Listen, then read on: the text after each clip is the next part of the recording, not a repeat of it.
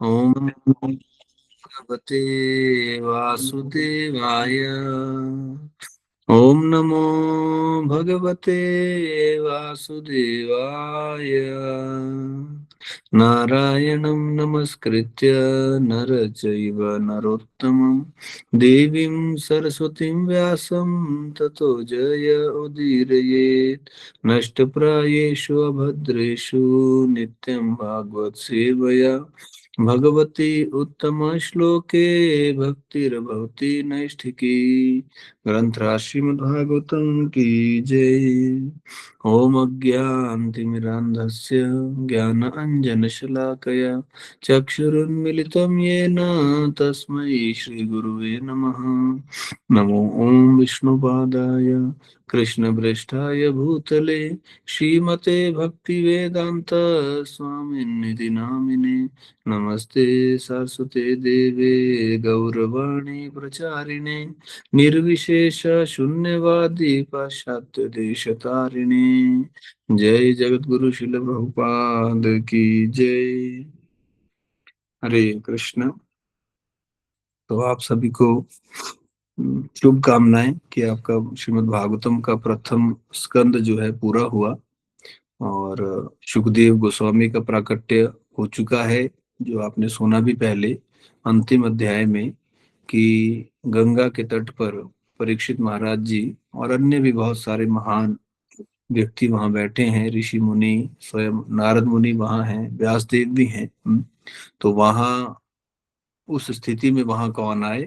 वहां आए सुखदेव गोस्वामी। और सुखदेव गोस्वामी को वहां कथा करने के लिए बिठाया गया और उनसे प्रश्न पूछे परीक्षित महाराज ने। जो मूल प्रश्न था वो ये था, दो प्रश्न थे कि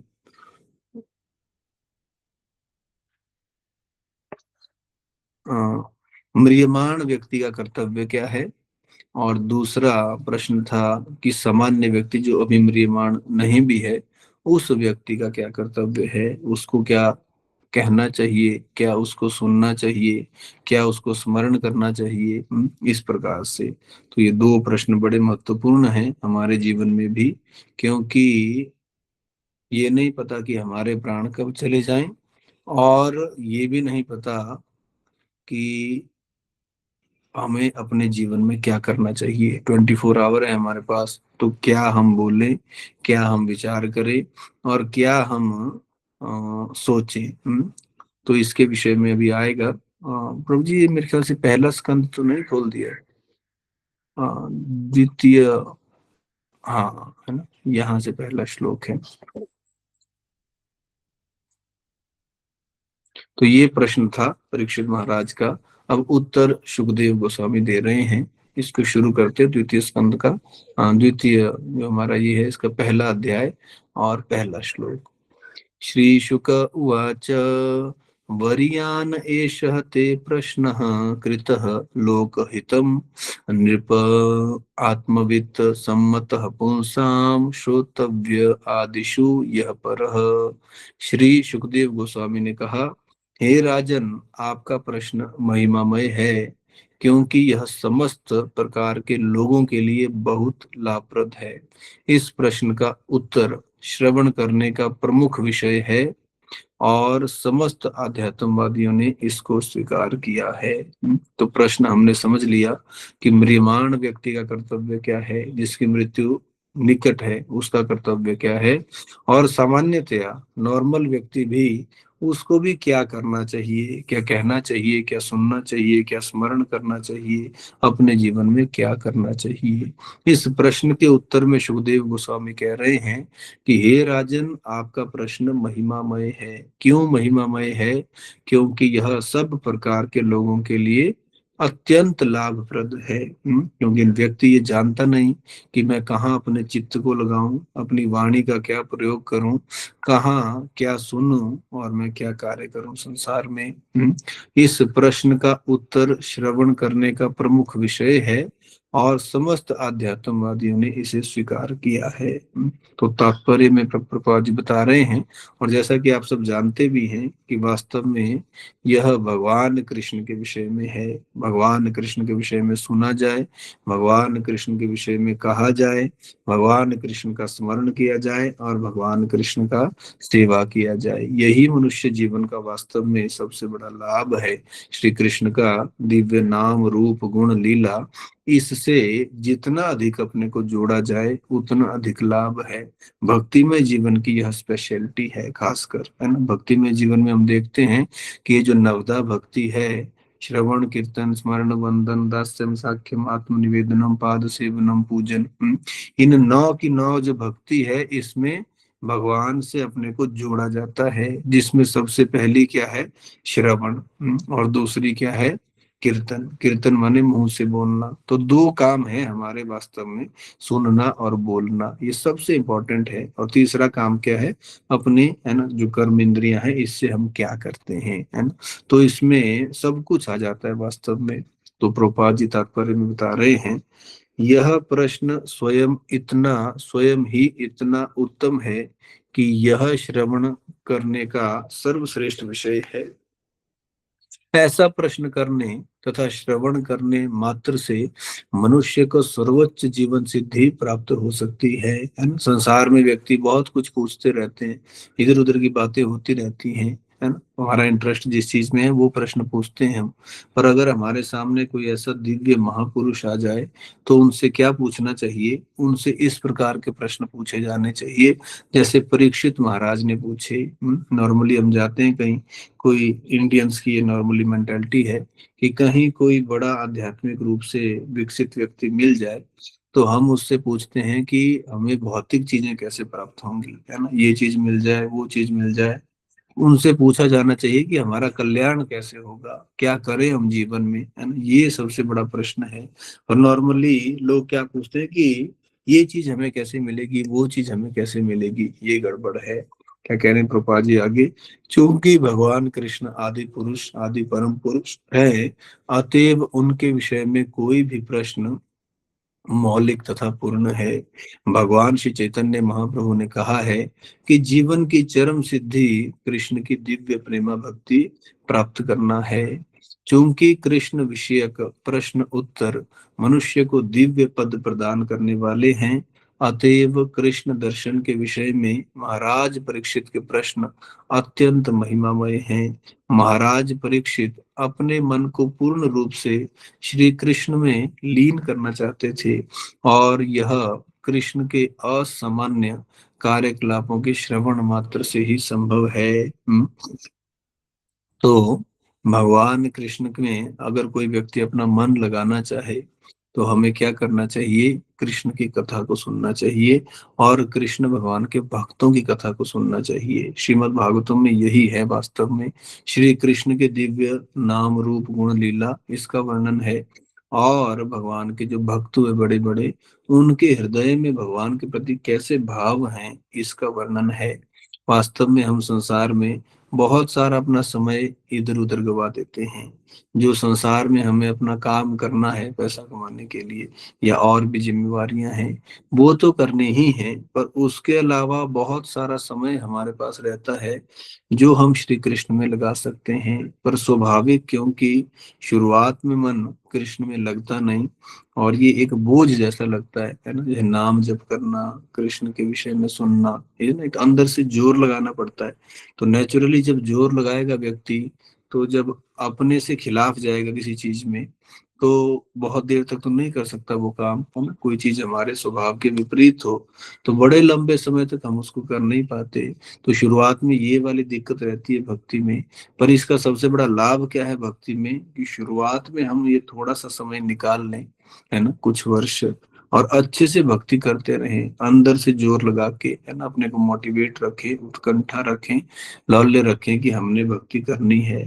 तो बहुत जल्दी क्या है, श्री कृष्ण के प्रति आकर्षण जगने लगता है, श्री कृष्ण की कथा सुनना अच्छा लगने लगता है, श्री कृष्ण का नाम जप करना, इसमें आनंद आने लगता है, सुख का अनुभव होने लगता है, फिर ये स्थिति नहीं रहती है ना, फिर व्यक्ति को अच्छा लगने लगता है। तो सबसे बड़ी बुद्धिमानी तो यही है कि जितना भी हमें संसार में समय मिलता है ना, समय माने जो अपना संसार में जितने भी काम करने हैं वो करे, अच्छे से करे। उसके अलावा जितना समय मिलता है उसको संसार में अपनी भौतिक आसक्तियां बढ़ाने में नहीं लगाना चाहिए। नॉर्मली हम ऐसा करते हैं। उदाहरण के लिए, जैसे बचपन से तो हम फोन में आसक्त नहीं थे, बचपन में तो हमें नहीं मिला फोन। फोन तो अभी आया है 5-7 साल पहले, ज्यादा घनघोर तरीके से, जब से जियो आया उसके बाद। तो उससे पहले तो हम इतने आसक्त नहीं थे फोन में, पर हमने समय के साथ फोन में अपनी आसक्ति बढ़ा दी। ये हम करते हैं, है ना। या इसके अलावा और भी संसार में बहुत सारी आसक्तियां हैं जो हम अपना जो कीमती समय है उसमें गवाते हैं। पर वास्तव में हमें क्या करना चाहिए, जितना भी हमारा समय बचता है ना, हमें, और बहुत समय है प्रत्येक व्यक्ति के पास 24 घंटे में, ये संसार की जो कर्तव्य हैं उनको अच्छे से करने में भी यही लगता है 10-12 घंटे या 14-15 घंटे लग जाएंगे। व्यक्ति के पास 4-5 घंटा रोज का होता है वास्तव में अपने लिए। कोई व्यक्ति कितना भी बिजी ही क्यों ना हो, 4-5 घंटा उसके पास सोने, नहाने, खाने पीने के अलावा रहता है। वो जो समय है जिसे हम अपनी भौतिक जगत की आसक्तियां बढ़ाने के लिए लगाते हैं, उसे वास्तव में श्री कृष्ण में लगाना चाहिए। क्योंकि कृष्ण क्या है, दिव्य पुरुष हैं। कृष्ण से संबंधित सब कुछ दिव्य है। जैसा कि लोचन दास ठाकुर अपने भजन में कहते हैं, परम करुणा पाहु दुई जन, निताई गौर चंद्र, सब अवतार सार शिरोमणि, केवल आनंद कंद। तो वास्तव में इस भक्ति में जीवन में सब कुछ आनंद से युक्त है। पर हमें क्या करना पड़ेगा, हमें श्री भगवान की चेतना से स्वयं को युक्त करना पड़ेगा, फिर उस आनंद का अनुभव हम कर सकते हैं। वही जो हमने पहले भी चैलेंज डिस्कस किया कि शुरुआत वाले भक्ति में जीवन में ये थोड़ा ज्यादा मुश्किल रहता है।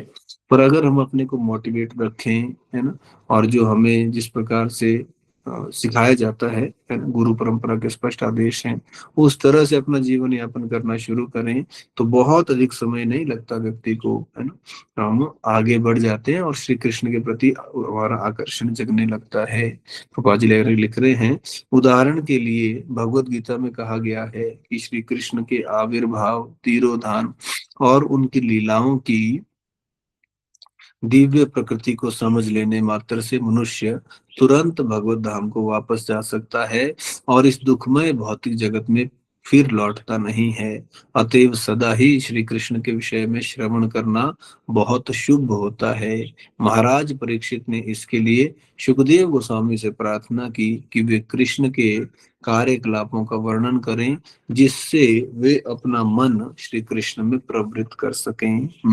तो श्री कृष्ण गीता में क्या कहते हैं, जन्म कर्म च मे दिव्यम यो वेति तत्वतः त्यक्त्वा देहम पुनर्जन्म नैति मामेति सो अर्जुना। कि हे अर्जुन, मेरा जन्म कर्म, मेरी लीला, मेरा नाम, मेरा धाम, सब कुछ दिव्य है वास्तव में। और हम कौन हैं, हम तो श्री कृष्ण के अंश हैं। श्री कृष्ण के अंश होने के कारण श्री कृष्ण के साथ प्रेम करना, उनकी सेवा करना, ये हमारा स्वरूप है। और जब इस भाव में कोई स्थित हो जाता है, अपने स्वरूप में स्थित हो जाता है जीव, तो उसको फिर संसार में सुख भोगने के लिए अलग से कोशिश नहीं करनी पड़ती। ये बड़ा सीक्रेट है भौतिक जगत का, कि नॉर्मली जो व्यक्ति इस संसार में इंद्र तृप्ति के पीछे भागता है, वो इंद्र तृप्ति के पीछे भागता जरूर है, पर उसको वो सुख मिलता नहीं है। सुख मिल भी जाए तो वैसा शांति और सुख की अनुभूति नहीं होती जो हमें चाहिए। खालीपन रहता है जीवन में, भले ही हमारी इच्छित चीजें हमें मिल भी जाएं, है ना, ये तो आप सभी जानते हैं। पर भगवान की भक्ति में जीवन को स्वीकार करके जब हम भगवान की भक्ति का जीवन भगवान की सेवा में लगाते हैं, तो हमें फिर सुख के पीछे भागना नहीं पड़ता। केवल सेवा और प्रेम करने से वो सुख स्वयं हमें मिलता है, वो दिव्य अनुभूति, वो दिव्य प्रेम, वो दिव्य सुख शांति। तो इसलिए क्या करना चाहिए, अपने मन को श्री कृष्ण में प्रवृत्त करने का प्रयास करना चाहिए। और इसके लिए श्रवण बड़ा सुंदर मार्ग है ना। श्रवण करना, श्री कृष्ण का पठन करना, नाम जप करना, ये सब बहुत अच्छा है। परीक्षित महाराज ने कौन से मार्ग चुना, श्रवण का। क्योंकि वो तो कोई ऐसे वैसे व्यक्ति थे नहीं, वो तो पहले से ही शुद्धतम थे। अपनी माता के गर्भ में श्री कृष्ण का दर्शन कर चुके थे, पूरी उम्र भी उन्होंने इसी प्रकार से जीवन जिया, चक्रवर्ती राजा होते हुए भी, कि पूरी तरह से श्री कृष्ण की चेतना से युक्त रहते थे।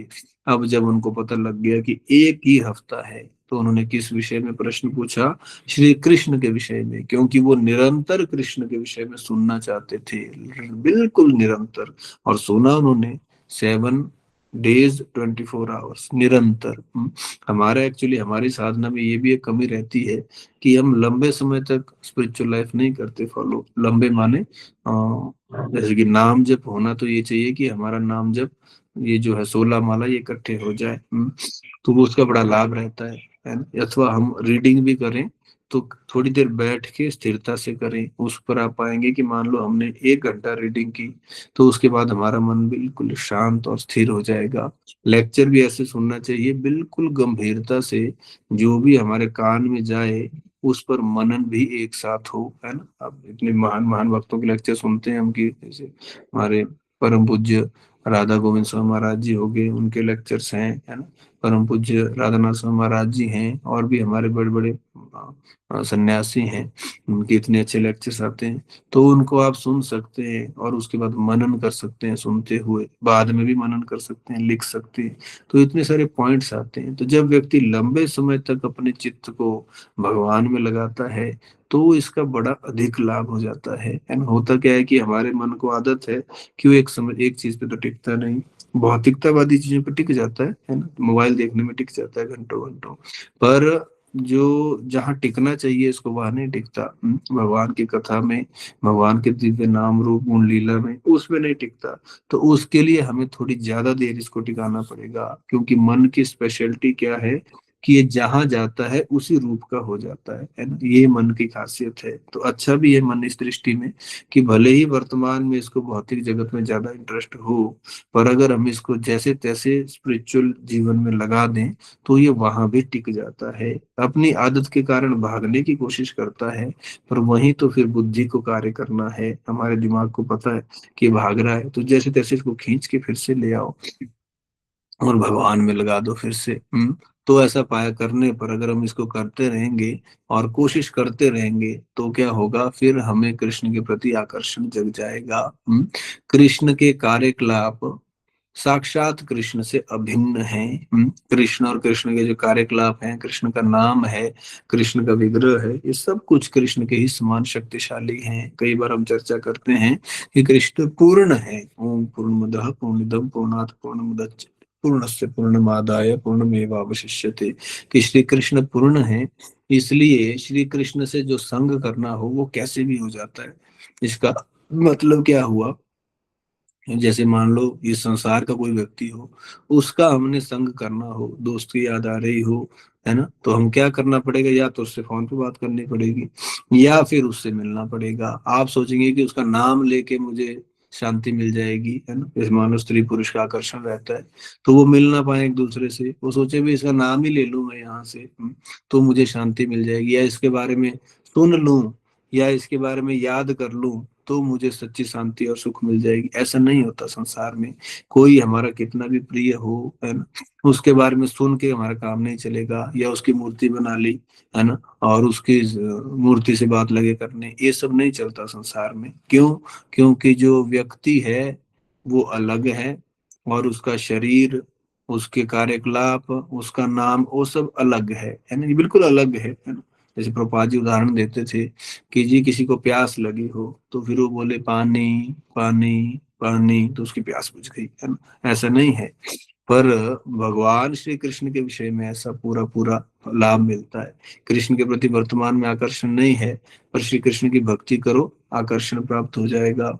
और मान लो किसी व्यक्ति का मन जो है वो उद्विग्न हो रहा है, तो संसार के भोगों के कारण उसको क्या करना चाहिए, अपने मन को श्री कृष्ण में लगाना चाहिए, एकदम शांति मिलेगी। क्यों? क्योंकि कृष्ण का संग मिलेगा। तो वैसे साक्षात तो कृष्ण हमारे साथ नहीं है, पर उनका संग किया जा सकता है, उनके नाम से किया जा सकता है, उनके धाम से, है ना, वृंदावन मथुरा धाम जाके किया जा सकता है, उनका दिव्य विग्रह से संग किया जा सकता है, उनका स्मरण मात्र से भी संग हो जाता है ना, भगवान का स्मरण मात्र से, उनकी लीला स्मरण कर लिया, उनका स्वरूप स्मरण कर लिया, कुछ और नहीं होता तो बस उनका नाम स्मरण कर लिया, इस सब से भगवान का दिव्य संग हो जाता है, जो उतना ही शक्तिशाली है जैसे कि भगवान व्यक्तिगत रूप से हमारे साथ बैठे हों, है ना।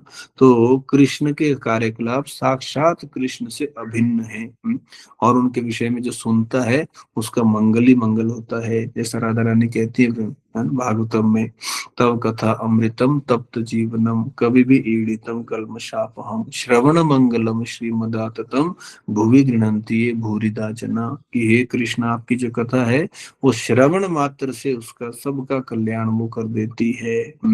और आपकी कथा क्या है, अमृत के समान है। ये संसार क्या है, ये मृत है, ये मर रहा है बार बार, सारा संसार है ना, ये मरा हुआ जगत है। वास्तव में आत्मा के बिना कुछ नहीं है इस जगत में, सब कुछ बिल्कुल डेड है ना। मान लो स्त्री पुरुष का एक दूसरे में कितना प्रेम रहता है, पर एक मर जाए उनमें से, तो क्या दूसरा व्यक्ति उसकी लाश से प्रेम करेगा, है ना, और डरेगा वो तो उस लाश से। तो जो शरीर है वो हालांकि प्रिय लगता है, पर आत्मा के बगैर उसमें कुछ भी नहीं है ना, सारा आकर्षण समाप्त हो जाता है। तो ये जो जीवनी शक्ति है ये आत्मा से प्राप्त होती है, और ये आत्मा क्या है, श्री कृष्ण का अंश है। तो जब तक मनुष्य कृष्ण के ऐसे दिव्य कार्यकलापों को सुनने में मग्न रहता है, तब तक वह इस जगत में के भौतिक जीवन से विलग रहता है ना। ये है हमारा सबसे बड़ा लाभ वास्तव में, श्री कृष्ण के विषय में सुनने की आदत डालनी चाहिए। धीरे धीरे ये सुनना नहीं रह जाएगा, है ना। शुरुआत में तो सुनते हैं हम, तो भक्ति में जीवन की शुरुआत में क्या होता है कि एक मोटिवेशन रहती है, शुरू में सुनना थोड़ा अच्छा लगता है, पूरे भक्ति में जीवन में माया भी काम करती रहती है। 2-4 साल बाद क्या होता है, भक्ति में आने के बाद वो सुनने से भी बोरिंग हो जाता है व्यक्ति। उसको लगता है कि बस वही बातें रिपीट हो रही हैं, है ना, सुन लिया हमने भाई, सारे उपदेश सुन लिए, सब कुछ सुन लिया, कितना सुने। ऐसी स्थिति भी बाद में जगती है, 2-4 साल बाद की बात हो रही है ये, दीक्षा के बाद की बात है जनरली, है ना। उसके बाद भी माया छोड़ेगी नहीं, वो क्या करेगी, उसके बाद लगेगा कितनी बार यही बातें सुने, है ना, वही चीज रिपीट हो रही है बार बार। वो बोरिंग क्यों लगता है, क्योंकि जो हम सुन रहे हैं उसको हम अभी अनुभव नहीं कर रहे हैं। शुरुआत में क्या है कि हम नई नई चीज सुनते हैं, तो मन को कुछ नया मिलता है, तो उसमें एक एक्साइटमेंट रहती है, थोड़ा उस मन जो है संसार में रह के उद्विग्न भी रहता है। भक्ति में आ जाता है तो मन थोड़ा शांत भी हो जाता है, तो अच्छा लगता है भक्ति में जीवन की शुरुआत में। पर समय जब बीतता है, मान लो 1 2 3 4, है ना, तो दूसरा टेस्ट शुरू होता है फिर, है ना, भक्ति में जीवन का, कि जब आपको इतना मजा नहीं भी आ रहा है तो क्या आप करोगे भक्ति? मजा नहीं आ रहा है भक्ति में, वही चीजें रिपीट हो रही हैं, है ना, सब कुछ याद कर लिया, इतनी सारी प्रार्थनाएं याद कर ली, सब कुछ हो गया। अब अब नया रस तो मिल नहीं रहा, अब क्या किया जाए? तो फिर टेस्ट होता है कि आपको मिले रस नहीं मिले, पर आपको फिर भी लगे रहना इस मार्ग में। और भगवान ऐसा नहीं है कि टेस्ट ही लेते रहते हैं, श्री कृष्ण तो साक्षात रस हैं, है ना, रसिक शेखर हैं, एकदम रस देंगे। तो जब हम लगे रहेंगे तो धीरे धीरे जिस जिन चीजों को हम सुन रहे हैं, मान लो श्री कृष्ण के रूप, नाम, गुण, इस सब में हमें रस प्राप्त होना शुरू होगा, फिर व्यक्ति के लिए थोड़ा आसान हो जाता है पुनः। पर टेस्ट तो भक्ति में जीवन में सदा ही लगे रहते हैं, है ना, टेस्ट लगे रहते हैं। एक जगह मैं पढ़ रहा था, उसमें कह रहे थे कि जब व्यक्ति निष्ठा से ऊपर पहुंचता है ना, रुचि आसक्ति आदि, वहां भी अगर वो अभक्तों का संग करे तो उसे भौतिक जगत के प्रति आकर्षण जग सकता है। ऐसा कहते हैं कि कभी भी आकर्षण जग सकता है, निष्ठा से ऊपर भी कोई ऐसी बड़ी बात नहीं है ना, पतन हो सकता है व्यक्ति का। तो कृष्ण की कथाएं इतनी मंगलमय हैं कि वे वक्ता, श्रोता तथा जिज्ञासु को परिशुद्ध बना देती हैं। सबका लाभ होता है, जो बोल रहा है उसका लाभ, जो सुन रहा है उसका लाभ है, और जो पूछ रहा है उसका भी लाभ, सबका लाभ है कृष्ण कथा से। उसकी तुलना गंगा जल से की जाती है, जो भगवान कृष्ण के अंगूठे से निकलती है। गंगा का जल जहां जहां जाता है, वहां की भूमि तथा उसमें स्नान करने वाले व्यक्ति शुद्ध हो जाते हैं। इसी प्रकार कृष्ण कथाएं इतनी शुद्ध हैं कि जहां भी इनका कथन होता है, वह स्थान, वह श्रोता, जिज्ञासु, वक्ता तथा अन्य सारे संबद्ध लोग परिशुद्ध हो जाते हैं। वास्तव में कृष्ण के विषय में बोलना और सुनना ये ऐसा है ना कि बैठे बैठे, है ना, महा सुख की प्राप्ति होती है ना। जैसे हम पहले भी चर्चा कर रहे थे, नॉर्मली अगर भौतिकतावादी व्यक्ति को सुखी होना है तो उसको तो बड़ी मेहनत करनी पड़ती है, देखा जाता है ना। हमें भी अगर भौतिक सुख चाहिए, मान लो मुझे अहंकार की तृप्ति चाहिए, है ना, मुझे चाहिए कि मैं डीसी बनूं, तो डीसी तो मैं ऐसे तो नहीं बनूंगा। उसके लिए मुझे क्या करना पड़ेगा, मुझे आईएएस बनना पड़ेगा, और आईएएस तो व्यक्ति ऐसे बनता नहीं। मुझे चाहिए बहुत बड़ी कार, तो बहुत बड़ी कार चाहिए अगर मुझे कई कई लाखों की, तो मुझे पैसा कमाना पड़ेगा उसके लिए। तो संसार में ये भौतिक भोग मिल भी सकते हैं, नहीं भी मिल सकते, और ये सारी तृप्ति होने के बाद भी व्यक्ति को संतुष्टि मिलती ही नहीं है। पर कृष्ण भक्ति ऐसी है कि इसमें बिना कुछ खर्च किए हम दिव्य सुख की स्थिति में रह सकते हैं। इसमें सबसे लाभप्रद होता है भगवान का नाम, और भगवान का स्मरण, भगवान के विषय में सुनना। तो इस सब से हमें क्या होता है कि इतना धीरे धीरे बस व्यक्ति बैठा भी हो, उसमें भी वो दिव्य आनंद का आस्वादन करता है ना। और बाहर से पता नहीं लगता कि इतना सुख में है। यह प्रभुपाद जी एक बार बैठे हुए थे इस प्रकार से, और जब व्यक्ति, है ना, दिव्य आनंद को भोग रहा हो तो कई बार वो बड़ा शांत हो जाता है। तो प्रभुपाद जी ऐसे बैठे हुए थे, और ऐसे इस तरह से बैठे थे, तो कोई रिपोर्टर आगे प्रश्न पूछने, उन्होंने कहा कि स्वामी जी, आपको देख के तो ऐसे लगता है कि आप तो बड़े दुखी हो। कई बार भक्त भगवान, है ना, भगवान के स्मरण में होते हैं तो अंदर ही अंदर बड़ा तीव्र भावनाओं का भूचाल चला होता है ना, दिव्य आनंद का। तो स्वामी जी, आपको तो देख के लग रहा है कि आप बड़े दुखी हो, है?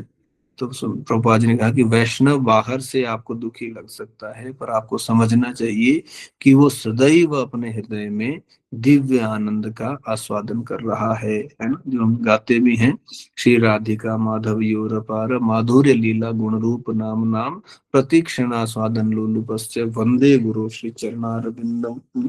ये जो ऊंचे भक्त हैं वो प्रतीक्षण, है ना, चरण चरण पे, पग पग पे दिव्य आनंद का आस्वादन कर रहे हैं, करते ही रहते हैं। ऐसे भक्तगण नित्य भगवान का संग करते हैं, नित्य भगवान के संग में रहते हैं। हमारे लिए संभव नहीं है, पर जब ये रुचि, आसक्ति, भाव, प्रेम यहाँ व्यक्ति पहुंचने लगता है, तो कहते हैं कि भाव अवस्था पे वैसा भक्त जो है श्री भगवान से क्षण भर भी अलग नहीं होता।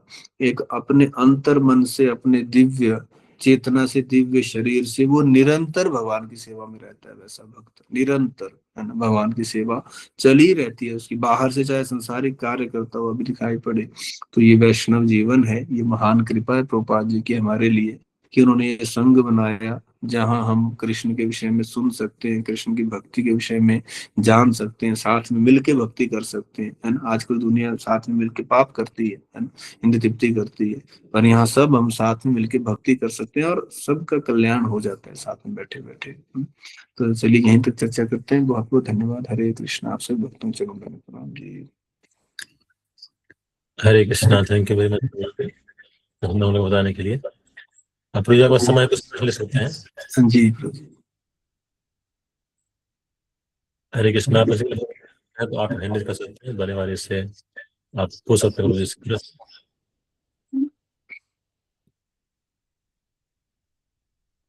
जी ज्योति माता जी, आप पूछ सकते हैं। हरे कृष्णा प्रभु जी, हरे कृष्णा। सभी को सादर प्रणाम। प्रभु जी, भक्ति करने के लिए भी फोकस्ड माइंड चाहिए, माइंडफुलनेस। तो I just want to question कि एक ये चीज से मेरे साथ होती है या सबके साथ होती है, इसको कैसे मैं I am trying to change. जैसे चैंटिंग भी कर रही हूँ तो मेरे दिमाग में ये होता है कई बार, आज मुझे ये करना है, चाहे उसका आधा भी ना हो दिन में, पर मेरे दिमाग में होता है कि मुझे ये करना है। और अगर कोई मेरी कई बार चैंटिंग करते वक्त मेरे दिमाग में जो मैं अपनी डे टू डे लाइफ में प्रॉब्लम्स भी फेस करती हूँ, एवरीवन हैज प्रॉब्लम्स, पर वो भी आ जाती है दिमाग में। कई बार मेरा जो माइंड है पास्ट के किसी चैप्टर में वंस अपॉन अ टाइम में पहुंच जाता है, कई बार मतलब कि आगे का कि पता नहीं होगा नहीं होगा ये काम। तो ये सिर्फ मेरे साथ होता है या सबके साथ होता है? बिकॉज भगवत गीता में लिखा है ना, mind you have to control it, you have to master the mind and not let the mind master you। वो हॉर्स का एग्जांपल भी दिया हुआ है, the rain is the mind and senses refers to I suppose the 5 horses and so we have to control the mind। तो ये सिर्फ मेरे साथ है या ये सबके साथ है? ये मुझे पता है कि चैंटिंग के प्रभाव से चाहे जैसे भी हो रही है कंट्रोल हो जाएगा। if I make efforts someday God will grant me success। पर ये सिर्फ मेरे साथ है, सबके साथ है? तो म्यूट कर ले माता जी। इसमें तो सारा हम सुनते हैं गीता में, आपने कह भी दिया कि मन जो है चंचल है, तो मन तो सभी का चंचल है निश्चित रूप से। पर ये कहना कि किसका ज्यादा है किसका कम है ना, ये ऊपर नीचे हो सकता है ना। किसी का मन ज्यादा चंचल होगा, किसी का कम होगा।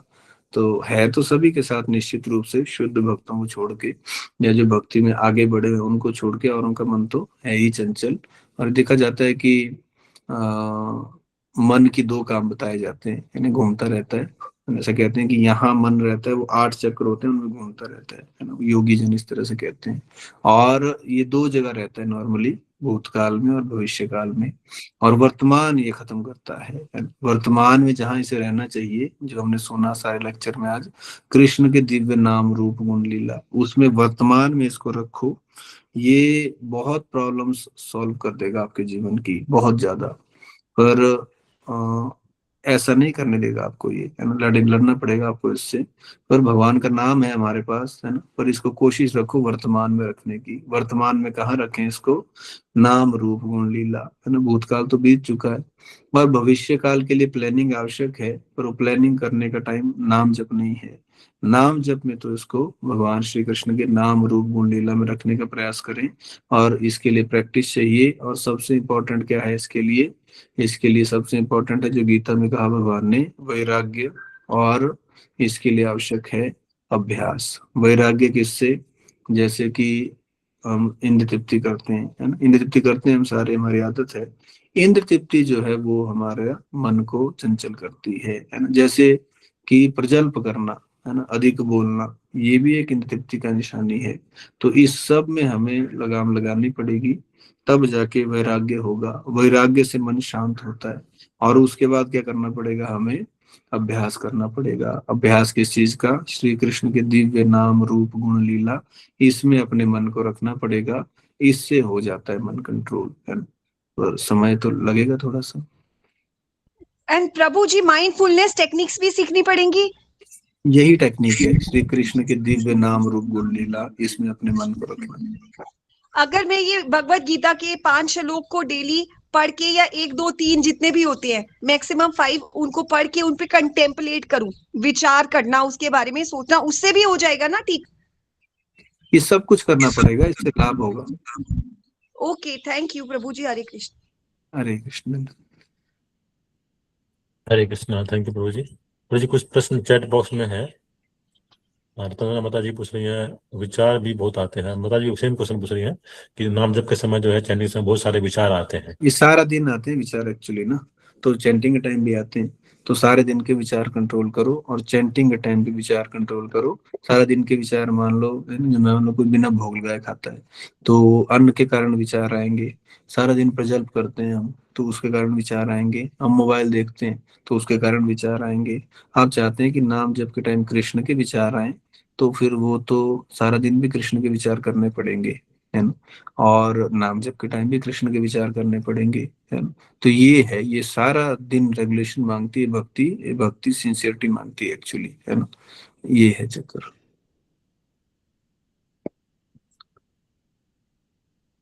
माता जी का ये नेक्स्ट प्रश्न है। माता जी कह रही है, सब कुछ आत्मा ही है तो भी प्रत्येक व्यक्ति शरीर को ही क्यों भोगना चाहता है? ये आदत इसको कहते हैं ना, पहले भी शायद इसके विषय में चर्चा की। संस्कार है ये, गीता में जो हमने श्लोक संख्या 13वें अध्याय का 22 नंबर श्लोक है कि व्यक्ति स्वयं को शरीर ही मानकर संसार में भोग के पीछे भागता रहता है। यही मूल कारण है।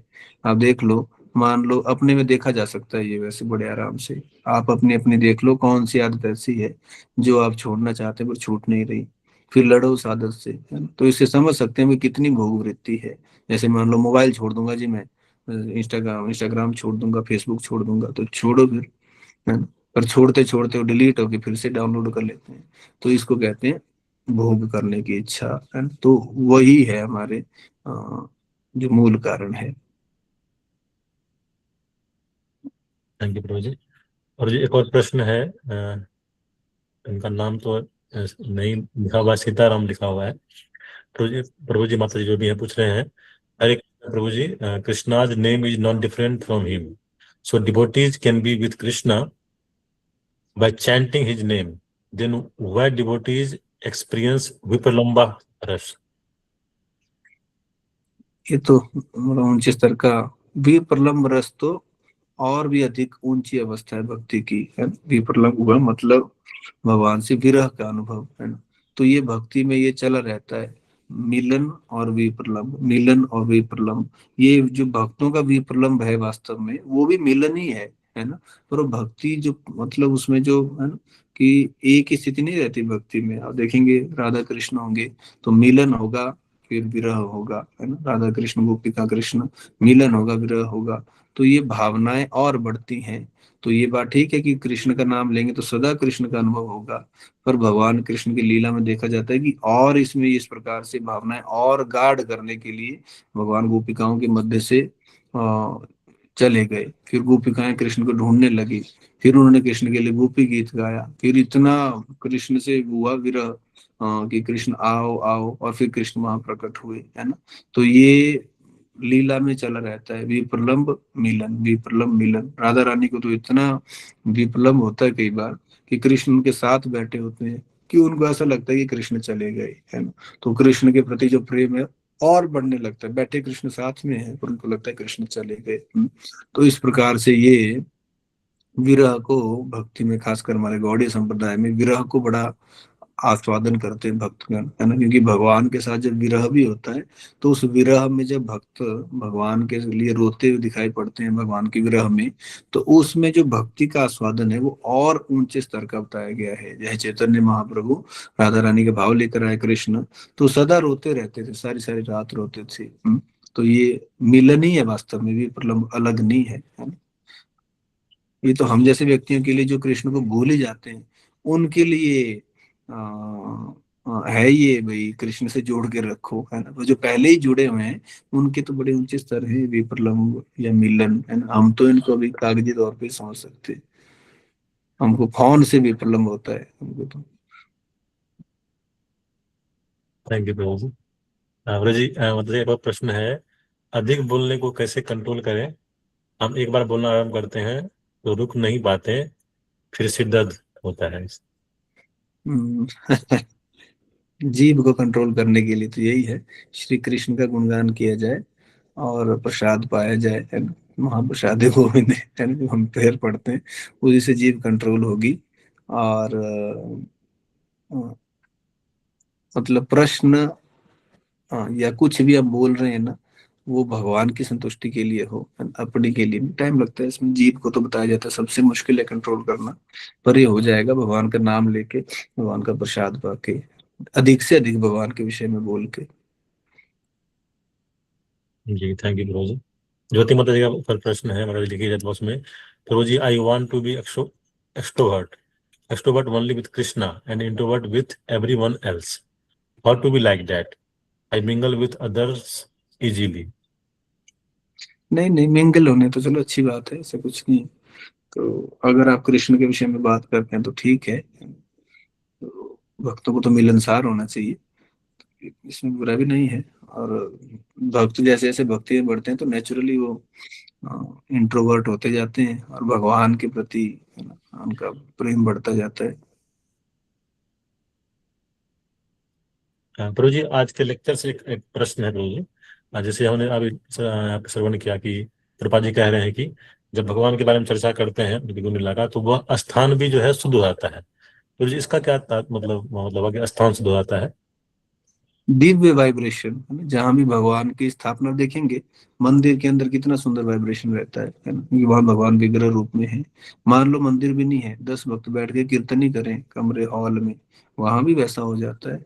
तो भगवान सब तरीके से मंगलमय है ना, सब तरीके से मंगलमय है। इतना छोड़ो तो बोल दिया भगवान का नाम, अगर केवल स्मरण मात्र करे भक्त अपने हृदय में भगवान का, तो भी वो अपने अनुभव में फील करेगा कि मैं है ना पहले से, हाँ, जो मेरे भौतिक वो हैं वो चीजें बैठ गई और अब मैं थोड़ा शुद्ध हूँ। तो भगवान सर्व तरीके से मंगलमय है। जी थैंक यू प्रभु जी। वैशाली माता जी आप अनम्यूट कर सकते हैं। हरे कृष्णा प्रभु जी, दंडवत प्रणाम। प्रभु जी मेरा प्रश्न सब्जेक्ट से थोड़ा सा अलग है, इट्स पर्सनल रिलेटेड है। प्रभु जी मुझे थोड़ी सी सेवा दी गई थी भगवत गीता डिस्ट्रीब्यूशन की। तो पहले मैं पैसों से दे रही थी, फिर बाद में मुझे लगा कि ऐसे ही दे देना चाहिए, तो मैं ऐसे ही दे रही थी। तो मेरी 2 गीता के अलावा कोई लेता ही नहीं है, मना कर देते हैं लोग। तो मुझे कई बार लगता है कि मैं उनको बोलूंगी और वो मुझे मना करेंगे तो ये भी एक अपराध हो जाएगा। वो लोग करेंगे कि नहीं हमें नहीं चाहिए। तो मैं क्या करूं इस स्थिति में प्रभु जी? अच्छा, आप फ्री दे रहे थे, फ्री भी नहीं ले रहे थे? जी जी जी प्रभु जी, वो बोल देते हैं कि नहीं हमारे पास है, ऑलरेडी है, नहीं चाहिए। हाँ, दिल्ली में तो एक्चुअली मुझे लगता है कि ज्यादा बढ़ चुकी हैं। तो मेरे को दिल्ली का मेरा अपना अनुभव है कि मैंने अपने मकान मालकिन को दी, और जबरदस्ती दी जैसा हम करते हैं है ना। वो पैसे नहीं देना चाह रही थी पर फिर भी मैंने दी, उनको दे दिया। उन्होंने मुझे 200 रुपये, उस समय 200 रुपये या 150 रुपये रेट था, 130 था शायद। जी वो थोड़ी देर में वो नीचे से आई माता जी, वो जहाँ वो रखती थी पुस्तकें वहां वो रखने लगी। उसने देखा वहां 4 थी ऑलरेडी। तो उनको कहीं वो पहले भी दी जा चुकी थी, कहीं मरण पे गए थे वहां भी दी जा चुकी थी। तो दिल्ली में तो हो सकता है कि पहले से हो। तो आप अगर योग्य व्यक्ति देखेंगे है ना, कोई फ्री में, तो मेरे ख्याल से लोग ले ही लेंगे। ऐसा कुछ नहीं, इंडियंस की मेंटेलिटी होती है फ्री में लेने की। तो कोई आपको ऐसे लोग मिले होंगे जो जिनके पास शायद पहले से होगी। वो तो बोलते हैं कि हमारे पास पहले से है, हमें नहीं हाँ, चाहिए, मना कर देते हैं प्रभु जी। हाँ, तो आपको अगर आप प्रयास करेंगे तो आपको ऐसे लोग मिल जाएंगे जो ले लेंगे आपसे फ्री में। तो एटलीस्ट मैं गारंटी देता हूँ कि ले ही लेंगे। अब अगर प्रयास करते हैं तो बांटते भी हैं, दिन में 50-50 मतलब पैसे लेके भी बांटते हैं, ऐसा नहीं है। तो एक्चुअली प्रभु जी क्या होता है ना, 1-2 बार किसी ने, 2 बार किसी ने मना किया तो अब लगता है कि वो लोग भी, उनसे अपराध हो रहा है क्योंकि वो गीता के लिए मना कर रहे हैं। तो वो सोच के फिर मैंने ज्यादा प्रयास भी नहीं किया, सही बताऊं जिनके तो। पास है उनको तो देने का वैसे है नहीं कोई औचित्य ना। जिनके पास है उनको फिर एक और किताब रख के तो क्या ही फायदा। जी और जिनके पास नहीं है उनको आप प्रयास कर सकते हैं, लेना नहीं चाहते तो आप उनको मत दो, फिर और कोई दूसरा योग्य व्यक्ति देखना पड़ेगा। और नॉर्मली मैंने ऐसे देखा कि प्रचार वगैरह जब हम करते हैं उसमें भी फिर लोग मिलते हैं, इंटरेस्टेड होते हैं गीता सुनने में, वो भी लेते हैं उसके बाद, इस तरह से। जी प्रभु जी। हेलो। अरे कृष्ण। थैंक यू प्रभु जी। प्रभु जी आपके पास और समय है, क्या प्रश्न ले सकते हैं? हाँ जी प्रभु जी। भागश्री माता जी आप पूछ सकते हैं। थैंक यू प्रभु जी। हरे कृष्ण प्रभु जी, धन्यवाद प्रभु धन्यवाद जी। जी। मेरा क्वेश्चन ये था प्रभु जी, जैसे आपने भी बोला कि भक्तों को मतलब एक्सट्रोवर्ट ही होना चाहिए, मतलब मिलनसार होना चाहिए, और इंट्रोवर्ट नहीं होना चाहिए इतना, क्योंकि तभी हम प्रीचिंग वगैरह भी कर पाएंगे। तो ये क्वेश्चन था प्रभु जी कि मैंने देखा है, मतलब जितने भी हमारे माता जी हैं या कुछ है, मैं खुद हूँ, तो हम बहुत ही ज्यादा मतलब एक इंट्रोवर्ट टाइप के पर्सन है। और सब लोग यहाँ पर आते थे बहुत भक्ति में, एक्चुअली आते भी वही है मैक्सिमम, मतलब मुझे ऐसा लगता है कि जो इंट्रोवर्ट टाइप के होते हैं, और उनको रिलैक्स भी यहीं पर आकर मिलता है भगवान का नाम लेकर के, इस तरीके से। तो प्रभु जी हमारा जो हैबिट है ये इंट्रोवर्ट वाला टाइप का है। अपनी फैमिली से थोड़ी बहुत बातें कर लेते हैं, और बाहर जब प्रीचिंग के लिए, बुक डिस्ट्रीब्यूशन के लिए जाते हैं, वहां पर भी फुल फॉर्म में आ जाते हैं, कोई दिक्कत नहीं होती है। बट स्टिल जो थोड़े जानने पहचानने अपनी ही कम्युनिटी के टाइप के जो लोग होते हैं, उन लोगों से थोड़ा ये रहता है कि मतलब अगर बुक डिस्ट्रीब्यूशन करे उतने तक का बोलना है तो ठीक है, लेकिन मुझसे कंटिन्यूअसली किसी से बना करके फिर वो होता है, अननेसेसरी बातें हो जाती है, अगर जान पहचान हो जाती है, कुछ हो जाता है, तो वो चीज मुझे डर लगती है। इसलिए इतना मिलनसार वाला टाइप का मेरा हो नहीं पाता प्रभु जी। तो कैसे इसको कर सकते हैं, अपना व्यवहार कैसे सही कर सकते हैं? हरे कृष्णा। हरे कृष्णा। नहीं, ऐसा नहीं है कि हमें अपने व्यवहार को जबरदस्ती बदलना है। हर एक व्यक्ति का अपना व्यवहार है, अपना स्वभाव है। तो जब तक हमारा व्यवहार मतलब है ना, किसी को अपराध हम नहीं कर रहे, तो जैसा भी व्यक्ति का व्यवहार है उसी के समान व्यवहार करे। अगर कोई व्यक्ति इंट्रोवर्ट है, ज्यादा नहीं बोलता है ना, तो उसको जबरदस्ती आप बुलवाओगे तो वो चीज हो भी नहीं पाएगी, है ना। कोई अपने स्वभाव से बाहर थोड़ी जाता है, स्वभाव के अनुसार ही चलता है काम सारा। तो कुछ नहीं है, जैसा जिसका स्वभाव है उसके अनुसार ही उसको करे, अपर अपराध ना हो, है ना, और प्रजल्प वगैरह ना हो, है ना। तो बाकी जो मूल स्वभाव है, गीता में भगवान कहते हैं कि जो ज्ञानी व्यक्ति है वो भी अपने स्वभाव के अनुसार ही कार्य करता है। तो ये बात ठीक है कि प्रचार के लिए आप हमेशा चुप चुप नहीं रह सकते। अगर आपने प्रचार करना है थोड़ा आपको बात करना पड़ेगा, तो उसमें आप पर्सनल गाइडेंस ले सकते हैं, है ना, जो है आपके जो सीनियर डिवोटीज हैं कि कैसे हम बात करें। और होता तो उसमें भी खैर अपने स्वभाव से ही है, जो हमने मूल देखा। पर ऐसा है कि जब व्यक्ति भक्ति में जीवन में आगे बढ़ता जाता है तो उसका बदलती भी है कई चीजें, है ना। है प्रभुपाद जी के शिष्य थे, शुरुआत में कैसे थे वो, फिर जब भक्ति करते गए तो उन्होंने कृष्णा कॉन्शियसनेस को जब इतना टेस्ट किया, तो उसके बाद उनके हृदय में स्वाभाविक इच्छा जगी कि हम इसको सबको बांटे, है ना। तो नेचुरली फिर वो चीज हो जाती है, और जो सहज होता है वही अच्छा है वास्तव में। तो जबरदस्ती का किया गया काम वो चलता नहीं बहुत दिन। सहज जो है वही ठीक रहता है। तो अपने स्वभाव के अनुसार सेवा लेना, अपने स्वभाव के अनुसार कार्य करना, वैसा ठीक है ना। ठीक है माता जी। जी जी, बहुत बहुत धन्यवाद प्रभु हाँ, जी। इसमें कहते हरे हैं कृष्णा। प्रभुपाद जी कि गुरु जो है वो शिष्य के स्वभाव को देखता है, उसके अनुसार सेवा दी जाती है। तो ऐसा नहीं कि सारे एक ही एक ही तरह बन जाएंगे सारे, है ना, ऐसा नहीं है। लेकिन पर्सनल जो व्यक्ति का है ना, जो जिस स्वभाव का है उसके अनुसार वो होगा, वो शुद्ध होगा तो उस तरीके से कंट्रीब्यूट करेगा जैसा उसका स्वभाव है। थैंक यू गुरुजी। गुरुजी रितंजना माता जी का एक और प्रश्न है चैट बॉक्स में, माता जी लिखी है कि सेपरेशन तो हमें भी फील होता है भगवान से, लाइक समथिंग इनकम्प्लीट, और हम इतने ऊंचे स्तर पर है भी नहीं, तो इतना सेपरेशन क्यों फील हो रहा है भगवान से? ऐसा लग रहा है कि जैसे सब कुछ अधूरा सा है। ये मैं तो चल माता जी के परिप्रेक्ष्य में तो नहीं बोलूंगा, अब मुझे क्या पता कौन से भक्त कौन से स्तर पे है। पर ऐसे नॉर्मली जो बात की जाए, हमें सेपरेशन इसलिए लगती है क्योंकि हमें भौतिक जगत के सुख में संतुष्टि नहीं मिलती। पर अभी वो वाली सेपरेशन नहीं है जहाँ हमें भगवान का संग चाहिए हो, है ना। वो वाली सेपरेशन की फीलिंग नहीं है। वो तो जीव क्योंकि भगवान के बिना अधूरा ही है, तो संसार में उसको कुछ भी मिल जाए तो वो सुखी तो नहीं हो पाएगा। पर फिर भी हमें जब भौतिक सुख मिलता है तो हम उसमें तो खुश तो हो ही जाते हैं। पर ये वाली जो सेपरेशन है ये बहुत ऊंचे स्तर की है ना। इसमें तो भगवान के बिना कुछ चाहिए ही नहीं, है ना। थैंक यू गुरुजी। ज्योति माता जी अनम्यूट कर सकते हैं। प्रभु जी, one question in chat box, please read that. Amit प्रभु जी आप पढ़ देंगे। जी जी प्रभु जी मैं करता हूँ। माता जी लिखी हैं, प्रभु जी, I have too many desires in me, something I feel like learning all the sattvic vegetarian recipes in the world for Krishna. Sometimes I feel like singing for little Krishna in all the languages of the world with guitar. They say access to everything is bad. Sometimes I feel like seeing his childlike innocent form in all. Roji, is it possible? All में तो कैसे possible है ना भाई, एक जीव है, वो सारी लैंग्वेज में या सारी रेसिपीज तो राधा रानी बना सकती है ना। एक आध नॉर्मल से जीव के लिए क्या संभव है। आप अपना बेस्ट करें, अगर आपको कुकिंग आती है तो आप अपना बेस्ट करें, है ना। सिंगिंग आती है, गिटार बजाना आता है तो उसमें बेस्ट करें। पर ऑल का तो मतलब ये हो गया कि भगवान के बराबर हो गए, है ना। अपना बेस्ट करें, है ना, जो बेस्ट कर सकते हैं उसमें कंट्रीब्यूट करें। अगर इसमें ज्यादा ही ऑल ऑल में तो फिर वो कहीं ना कहीं ईगो सेटिस्फेक्शन आ गई ना, कि हम नहीं करेंगे, है ना। इसे भगवान केंद्र में रहेंगे तो बढ़िया रहता है। Thank you, प्रभु जी। थैंक यू प्रभु जी। तो बहुत धन्यवाद प्रभु जी, इतना सुंदर हम लोग को बताने के लिए, हमारे सारे प्रश्नों का उत्तर देने के लिए। हम सभी प्रभु जी का धन्यवाद करेंगे बाय लाउडली चैंटिंग हरे कृष्ण महामंत्र। हरे कृष्णा हरे कृष्णा हरे कृष्णा कृष्णा हरे हरे हरे हरे राम हरे राम हरे राम राम राम हरे राम हरे। हरे थैंक यू कृष्ण हरे कृष्ण हरे प्रभु कृष्ण दंडवत जी, हरे कृष्ण दंडवत जी। सेवक का बहुत धन्यवाद यहाँ तक बनाने के लिए। इसी के साथ हम लोग आज के समय विराम देंगे।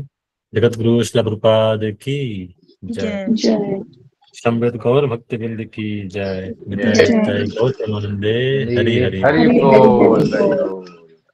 Thank you Hare devotees. Krishna Hare Krishna Hare Krishna Hare Hare Krishna Krishna जगत राम जय प्रभु कृष्ण। जगत राम।